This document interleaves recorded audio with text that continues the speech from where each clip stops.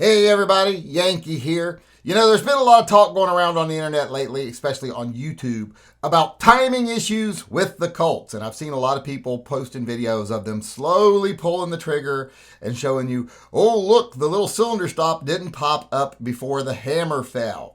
And they're saying, well, that shows it's got timing issues.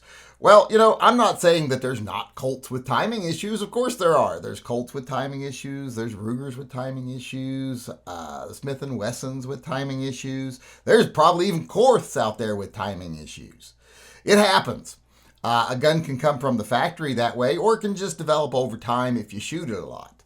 But today I wanted to show people why a lot of the people that think their gun's having timing issues are actually mistaken.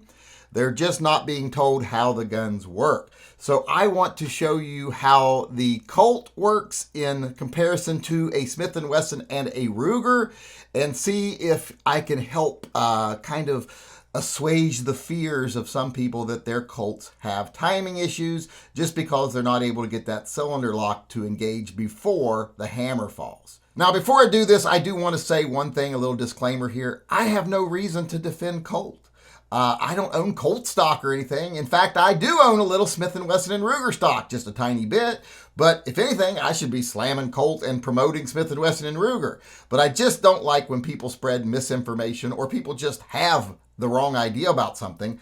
I like to try to correct the record if possible, and that's what I want to do with this video today. All right, this here is a new production Colt.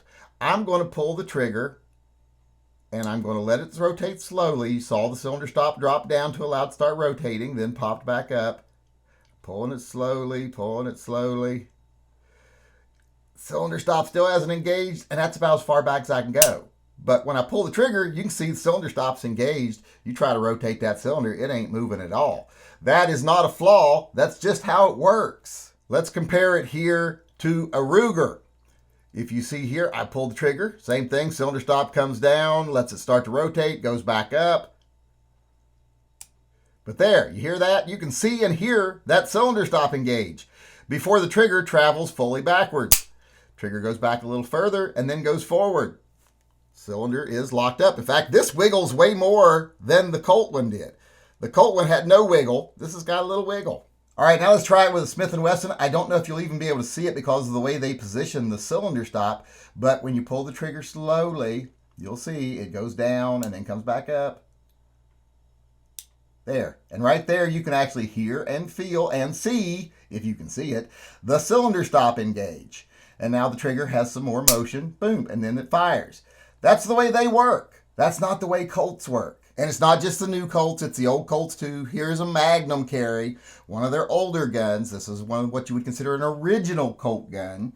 So let's see how it does, and you'll see that it does the same as the new ones. All right, I pull back the trigger. Cylinder stop allows the cylinder to rotate. It goes around. I get to where I can't pull the trigger back any further. It still hasn't engaged. But there, after I fire it, it's engaged. And that cylinder there, I don't know if you can actually hear or not, has no slop while that trigger's pulled. That is tight as can be. It's like it's one solid piece of metal. I don't know if you can hear and see that, but the Smith & Wesson has a little bit of slop in it. And the Ruger definitely has slop. So as you can see, Colt just does it different. On the Smith & Wesson and the Ruger, they use a system that engages that cylinder stop sooner, but that makes the trigger feel not quite as responsive, not quite as crisp.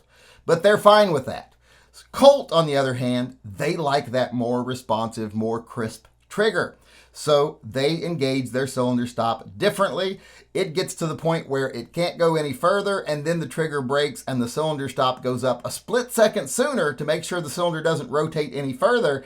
But it really isn't that big of a difference. It's not one that you can notice like you can on the Smith & Wesson and the Ruger. So I hope that assuages, like I said, the fears of some people out there that think their Ruger might be out of time when it isn't, because that's just the way they are. But if you've got one that is out of time, send it back and get it repaired.